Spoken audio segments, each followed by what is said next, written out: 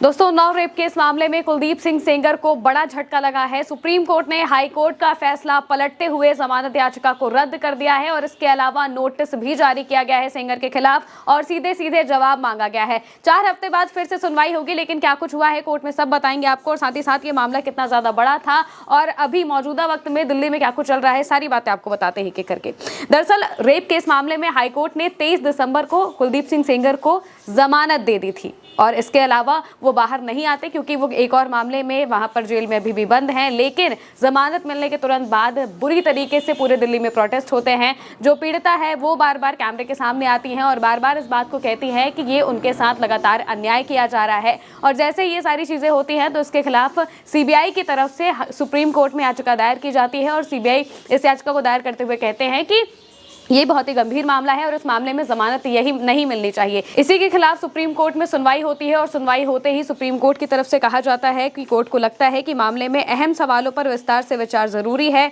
आमतौर पर कोर्ट का सिद्धांत है कि किसी दोषी या फिर विचाराधीन कैदी को रिहा कर दिया गया हो तो बिना उसे सुने ऐसे आदेशों पर रोक नहीं लगाई जाती, लेकिन इस मामले में परिस्थितियां अलग है क्योंकि आरोपी दूसरे मामले में पहले से दोषी ठहराया जा चुका है। ऐसे में दिल्ली हाईकोर्ट के 23 दिसंबर 2025 के आदेश पर रोक लगाई जाती है। जमानत के खिलाफ सीबीआई ने सुप्रीम कोर्ट में 3 दिन पहले याचिका लगाई थी।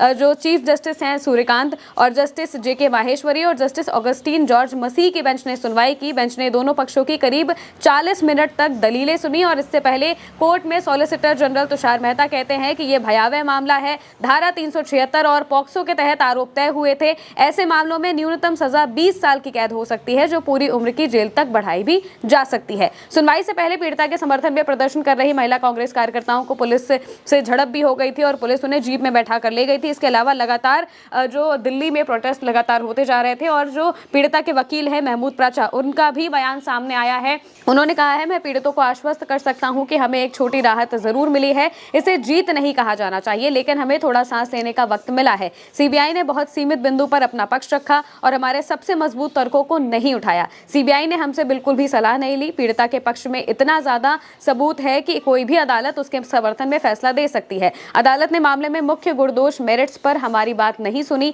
सीबीआई ने मामले के सिर्फ ऊपरी हिस्से पर चर्चा की है, जबकि पूरा मामला हमारे पास है। सीबीआई ने इस केस में हमें पक्षकार भी नहीं बनाया, इसलिए इस फैसले को पीड़िता की जीत नहीं माना जा सकता। ये पीड़िता के जो वकील हैं उनका कहना है, यानी कि उनका सीधा सा कहना यह है कि सीबीआई ने अपने हिसाब से इस केस को लड़ा और इस पर सुनवाई करवाई, लेकिन जो पीड़िता के वकील है या फिर उनका पक्ष है उनसे इस बारे में सलाह नहीं ली गई और उनके पास और ऐसे सबूत थे जिसपे अभी फैसला हो सकता था। लेकिन अब 4 हफ्ते बाद इस पर वापस से सुनवाई होगी क्योंकि कुलदीप सिंह सेंगर को नोटिस भी सुप्रीम कोर्ट की तरफ से भेजा गया है, उनसे जवाब मांगा गया है। 2 हफ्ते के अंदर कुलदीप सिंह सेंगर को जवाब देना होगा और इसके बाद 4 हफ्ते बाद इस मामले पर दोबारा से सुनवाई होगी। वहीं ये बहुत बड़ा झटका है कुलदीप सिंह सेंगर के लिए। और जो सामाजिक कार्यकर्ता योगिता भयाना लगातार उन्नाव रेप पीड़िता के साथ दिल्ली में प्रोटेस्ट कर रही थी, वो राहुल गांधी से भी मिलवाने उन्हें लेकर जाती है, उसकी भी तस्वीरें सामने आई थी। उन्होंने इस मामले पर क्या कहा है, सुनिए। नमस्कार, मैं आज सुप्रीम कोर्ट के दिए गए फैसले का स्वागत करती हूँ और मैं धन्यवाद करना चाहती हूँ हमारे मीडिया भाई बंधुओं का और हमारे जनता का, जिन्होंने इतना सपोर्ट दिया इस बेटी को।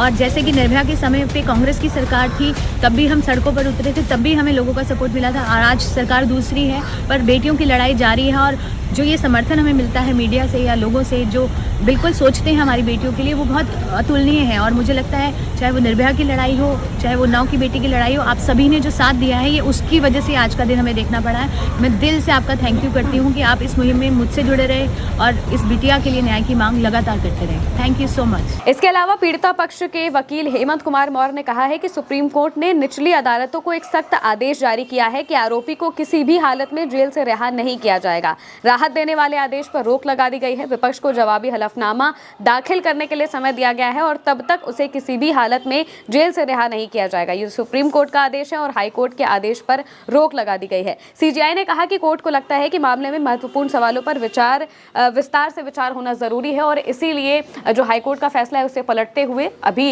इस मामले पर जमानत पर रोक लगा दी गई है। 4 हफ्ते बाद वापस से सुनवाई की जाएगी और उसके बाद आखिरी जो फैसला है वो सामने आएगा कि आखिर इस पूरे मामले पर क्या होगा। फिलहाल के लिए मेरे साथ इस खबर में इतना ही। नमस्कार।